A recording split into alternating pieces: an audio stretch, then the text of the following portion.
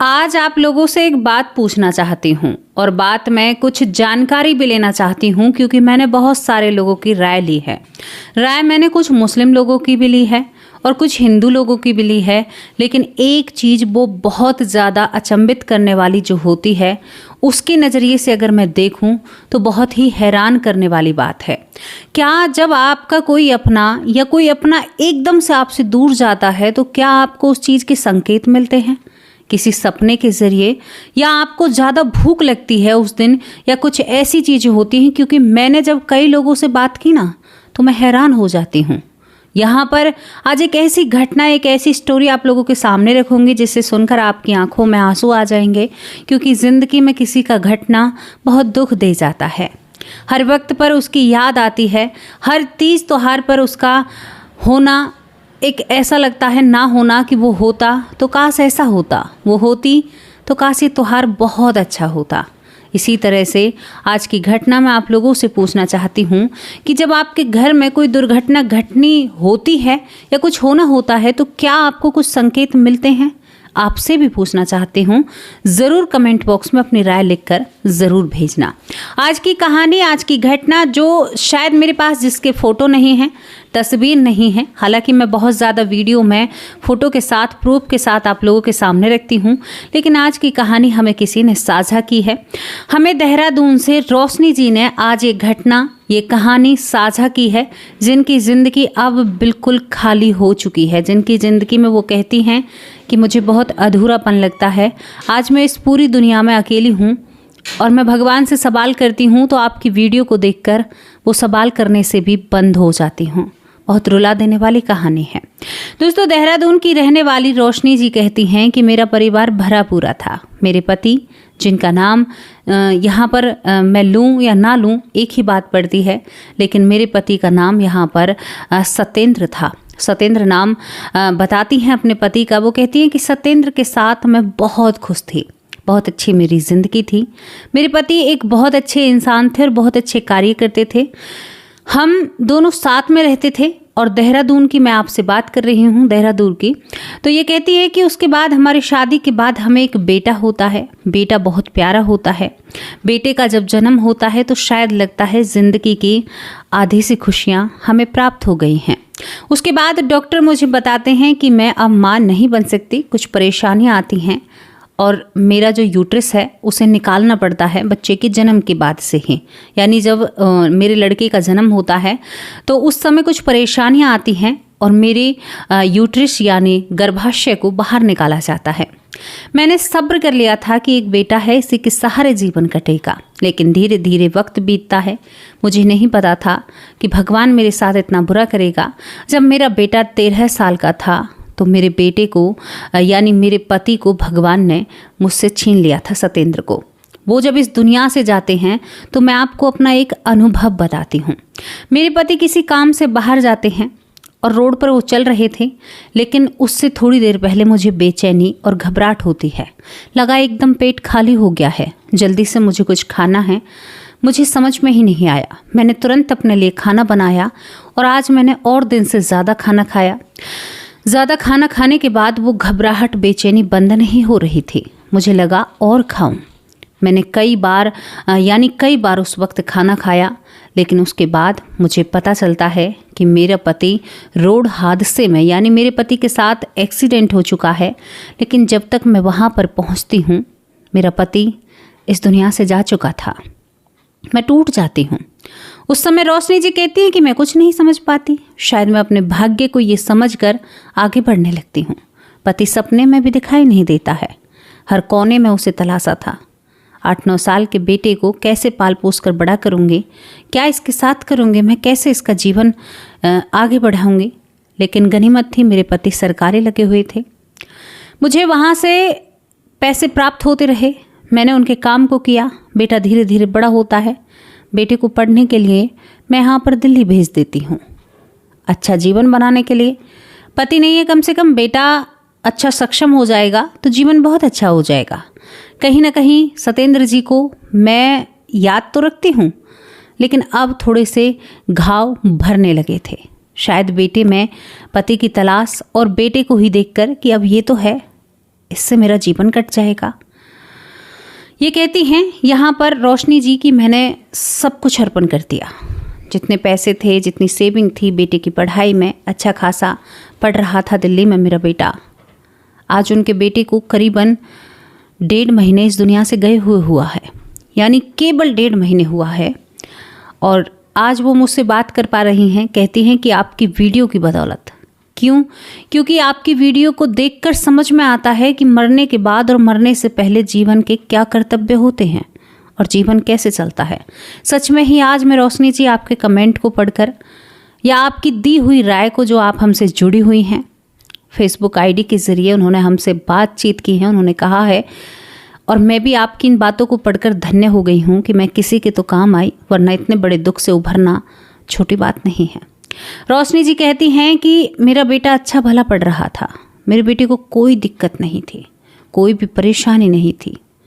मैं बहुत अच्छे से अपनी नौकरी को कर रही थी, बहुत अच्छा मेरा जीवन होता है।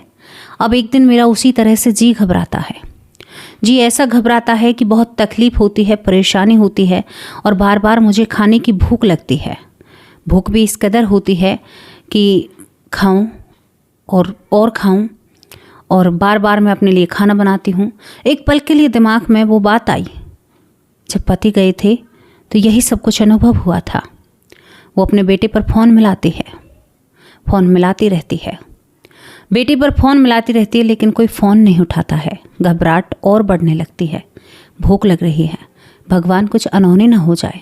मंदिर के सामने जाकर बैठती है, प्रभु से कहती है कि प्रभु अब दुख बर्दाश्त नहीं कर सकती। ये रोशनी जी के किए हुए शब्द हैं। लेकिन उसके बाद रोशनी जी के फ़ोन की घंटी बजती है। रोशनी जी जिस घंटी का शायद इंतज़ार कर रही थी, आज उसने हद से ज़्यादा खाना खाया है, उसे बहुत ज़्यादा भूख लग रही है। जब उसने उस फ़ोन की घंटी को उठाया या उस फ़ोन को उठाया तो उधर से कोई नहीं बोलता है। रोशनी जी दोबारा उस फ़ोन पर फ़ोन करती है।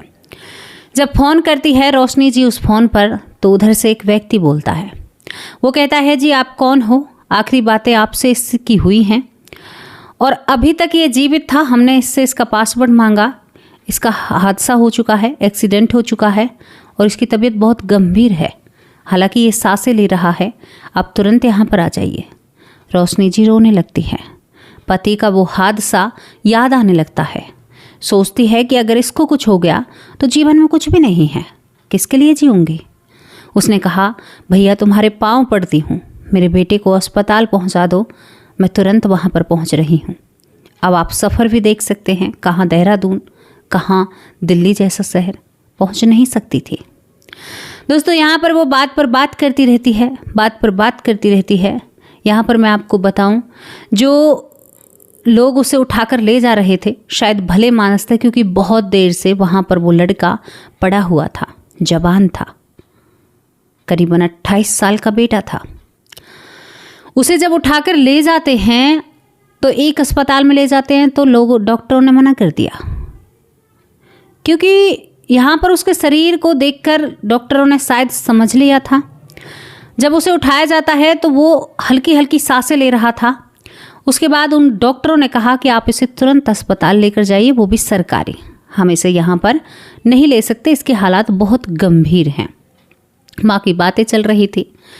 माँ बस यही प्रार्थना कर रही थी कि भगवान कुछ अनहोनी ना हो जाए, कुछ ऐसा वैसा ना हो जाए। लेकिन जैसे उस लड़के को सरकारी अस्पताल में ले जाया जाता है तो वहाँ पर एक बड़ी बात सामने आती है। जाते ही डॉक्टरों ने कहा कि इसके अंदर तो कुछ भी नहीं है, ये तो मर चुका है, इसके परिजन कहाँ हैं? माँ जो देहरादून में बैठी हुई है, अब क्या होगा?